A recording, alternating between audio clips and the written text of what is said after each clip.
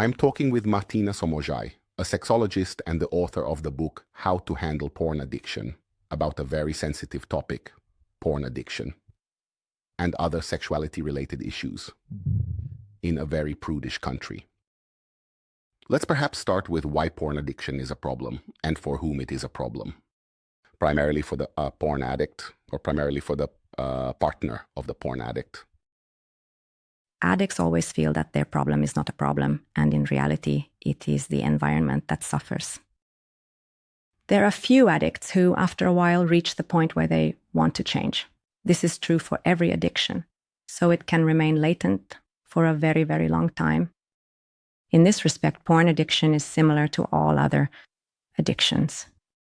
So the porn addict regularly watches porn and masturbates to it. In fact, this is more of a masturbation addiction, but we call it porn addiction. And when it comes to real sex, they find that it is not as enjoyable as what they do alone. While watching adult films, and from this point on, it becomes overwhelming for their partner because they cannot deliver what the models in the porn films do in any way. And the addict does not enjoy sex with their partner. And its impact is not only on the relationship, alkoholittainen, and the individual's life, but also on society, as this results in fewer and fewer relationships forming, and those that do start can also end prematurely, because the sex is not good. So what's the point of the relationship? Does porn destroy sexual intimacy? Of course, to a very large extent. But does this apply to all kinds of porn? Or is it the culture of porn, the language of porn? Has it shifted in such a direction into this very objectifying, very vulgar direction that it already destroys intimacy in relationships? Or could there be porn, or is there perhaps porn to which this does not apply? Of course, there is so-called ethical porn, also known as feminist porn, which is made in a way that is also good for women. It's no secret that most porn is made for men, and accordingly, it mainly excites men, and women are objectified in it. This is not very exciting or arousing for most women, but of course, there are types that are arousing. For example, many women watch lesbian or homosexual porn, and they find this much more intimate than traditional heterosexual porn. As you asked earlier about this, I would immediately correct a misconception that many experts dealing with porn addiction say that people are watching increasingly rougher porn, but this is not true.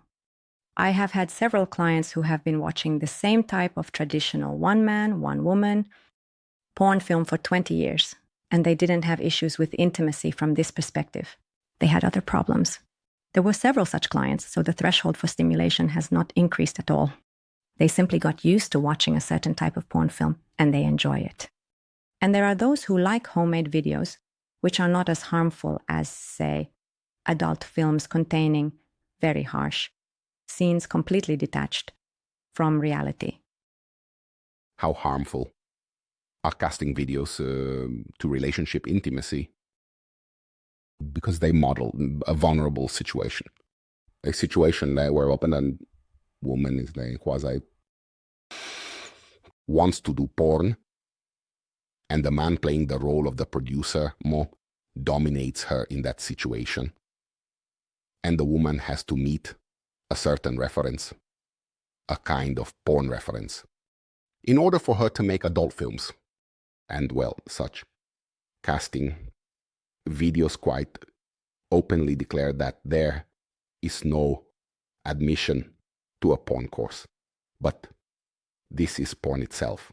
Well, but those girls arrive to make the casting video, they think that this video is their audition, but in fact it's their porn career, which they are unaware of, which is actually an exciting factor for the men watching this, that the woman's vulnerability is not only shown in her desire to fit in, to do porn, to get accepted by the production company, but also in the fact that she doesn't even know what she's signing up for.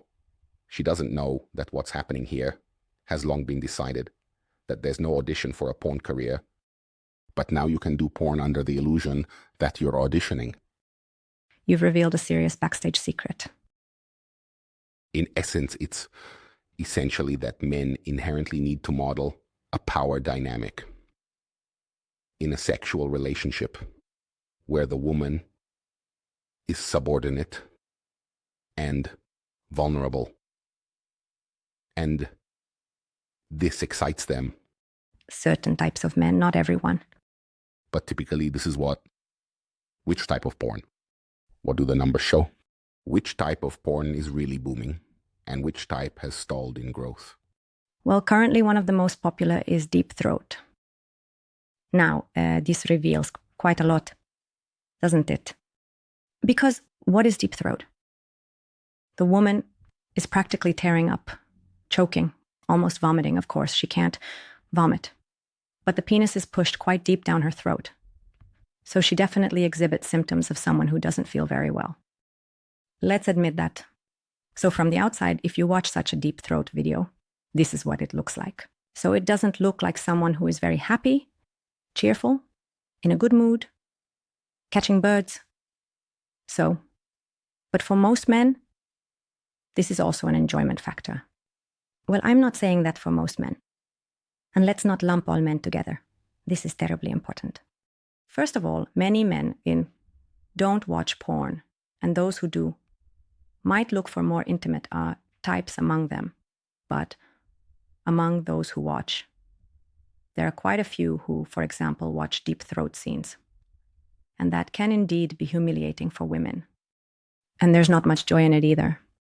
At the same time, there are women who claim that they enjoy deep throat sex. Do we have any possible reason to doubt the truth of their statement? No, we have no reason. So if they say this, then it is certainly the case. I read about 2 such women who had an orgasm during it. 2. So now all the men watching porn in Hungary can look for these 2 women in the country. Is there a moral aspect to what kind of porn someone is aroused by and what kind of porn they consume? That's a very good question. It can be frightening from the perspective that someone watches something they otherwise reject. So they get aroused by something they would never do in real life. Now, this creates a tension, a moral tension, which I wrote about in my book. And this tension itself can trigger a kind of sexual desire, pleasure in a person, but they would never actually do it in reality. At the same time, I must also say that there are those who do actually carry it out in reality. There are some who take it to the point of making it a reality, while others remain at the level of fantasy or watching films. And this is what you don't know about yourself at the beginning. When you start watching, whether you will remain at the level of just watching films. But it's indeed a moral and ethical dilemma if I'm watching a pornographic film that objectifies a woman, as the objectification of that woman carries a moral content. By watching that pornographic film, by clicking on that video, for example, I quasi-support, thereby maintaining the right to exist of that kind of video, that kind of culture. So in a sense, simply by consuming that kind of porn, I will also be responsible for it, that it exists. I am quasi-responsible for the exploitation of that woman and even for the cultural impacts that the exploitation of that woman in the porn film then generates in society. So I will also be partially responsible for the later sexual exploitation of other women, even independently of porn, because this type of porn satisfies my needs as well. You are absolutely right. You mentioned that it's not an uncommon complaint among your clients that certain men become addicted to porn, and in this way, they become incapable of having sexual intercourse with a real woman. How do you handle this? The man in question must be prohibited from watching porn so that his libido builds up and eventually he's able to have sex with his partner. It's not that simple. I'm not a big fan of zero tolerance from the very first moment of therapy. No, that's not my method. My method is gentler, although many psychologists consider my method to be very dynamic. This is debatable. The point is, when someone comes to me and asks if they should stop watching porn from now on, I usually say, as you wish. If they want, they can continue watching.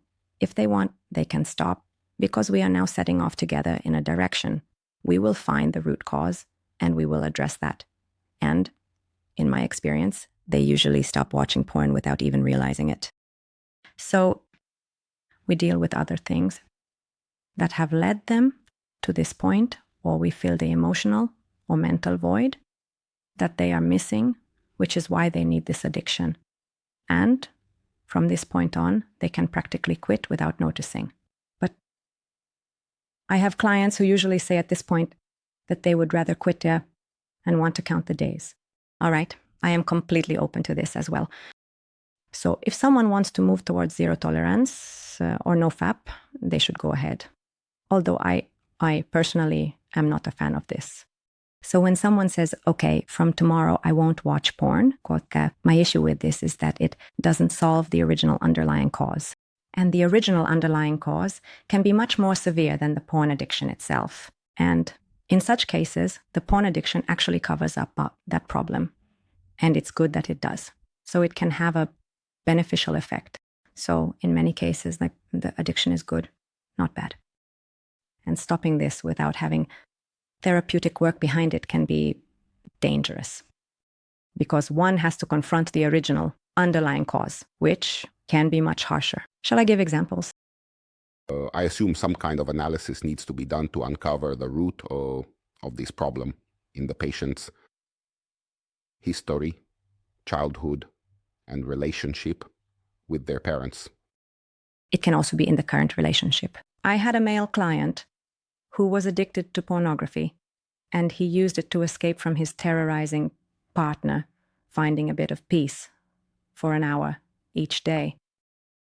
So if he had abruptly stopped it, then a lot of problems between them would have immediately surfaced, and the tension would have been enormous, which they wouldn't have been able to resolve, which is for breaking up, divorce, etc., could lead to. So even though it sounds strange, porn addiction can actually hold a relationship together. Because the man, let's say we're talking about men now, okay? So the man decides to escape into porn addiction. And that's enough for him. For example, one of the reasons could already be among the triggering factors that his partner is not willing to have as much sex with him as he would like. So the man decides that fine, he'll just watch porn and masturbate to it. And this way he resolves his own sexual life. But the family stays together. There is no divorce. The children are not torn apart. So, from this perspective, it can actually be beneficial for a certain period, giving the couples a chance to resolve their issues. Out of 100 people watching porn, how many are men and how many are women? Let's differentiate between watching porn and porn addiction, okay? This is very important. Porn addiction is more characteristic of men, while watching porn is common to both genders. But it's still more characteristic of men.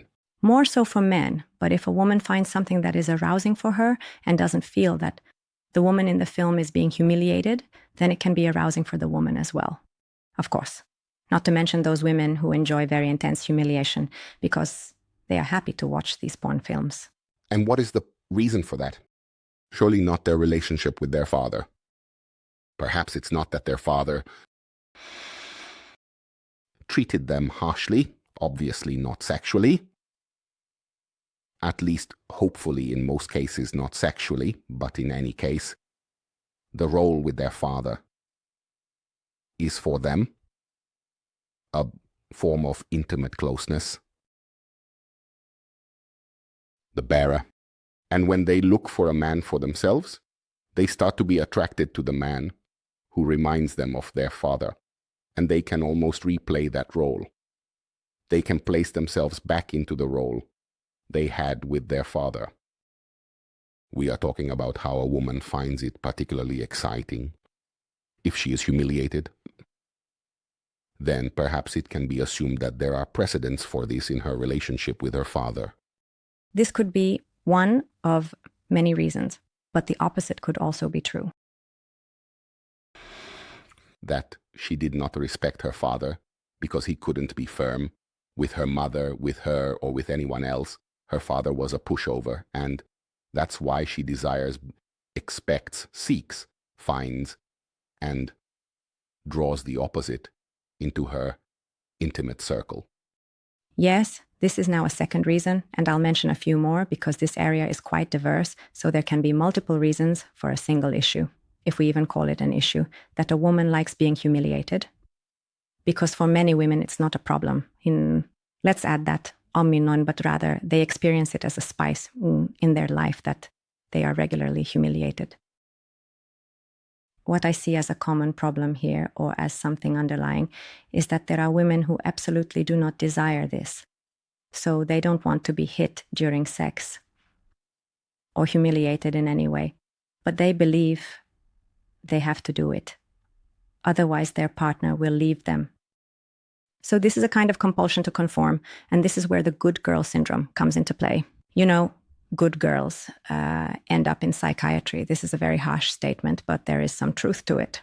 So the woman who believes that she must handle men in a certain way and do everything, and here the emphasis is on the word must, what the man wants, she actually cannot stand up for her own needs, for herself, for her own desires.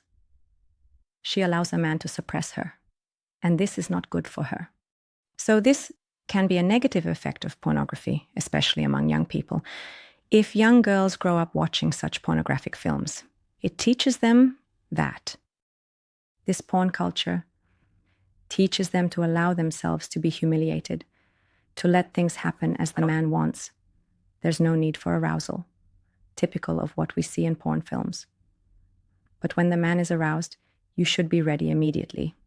And everything should happen exactly as the man wants. You don't have much say in it. And the act lasts until the man reaches climax, which is also a common feature of adult films. And we can't really catch the woman's orgasm. Or if we do, it's often quite unconvincing. Because when, for example, a woman starts screaming in an adult film, and she's been screaming for a while, and meanwhile, the man pulls his penis out of her vagina, and she's still screaming, then to me, that's quite ridiculous. And it's hard to believe that she's actually enjoying something at that moment. What is she enjoying? So the fact that the penis is not inside her, so it's clear that this whole thing is fake. In any case, the problem is that men are easily deceived in this regard. Actually, not just in this regard, but in many other ways as well. Men are more easily deceived and manipulated than women. And men believe that what is in the porn film is reality. It's a bit like a fairy tale, just a fairy tale written for adults. And what is the what? The effect to in your practice, according to your experience of quitting porn consumption. After porn addicts quit consuming porn, their normal sexual life with their partner is restored, and they are more satisfied with a quality of intimacy that they can return to or reach a level they hadn't experienced before, and then they are satisfied and say that this therapy was successful. This is one case when a man in a relationship comes forward, for example. Yes, it is restored, and in fact it becomes much deeper. Because it might have been shallow from the beginning, their intimate life, and porn just came in as an additional complicating factor. But in reality, the lovemaking between them was never truly good. So porn can be blamed for many things, but it can not only be a cause, it can also be a consequence. I mean the addiction to porn. So let's not blame everything on porn, because that would be an exaggeration, okay? This is important. So let's say this couple had some kind of sexual life, which wasn't the best, either in quality or quantity. Let's say it didn't satisfy either the man or the woman, and then the one who felt a lack in this regard or felt that the story wasn't completely fulfilling might have turned to porn films. And at the same time, their sexual desire decreased, definitely towards their partner. But after a while, even otherwise, it decreases anyway. So they will hardly even feel like masturbating. And if we're talking about a man, then partial impotence sets in, meaning erections become increasingly rare.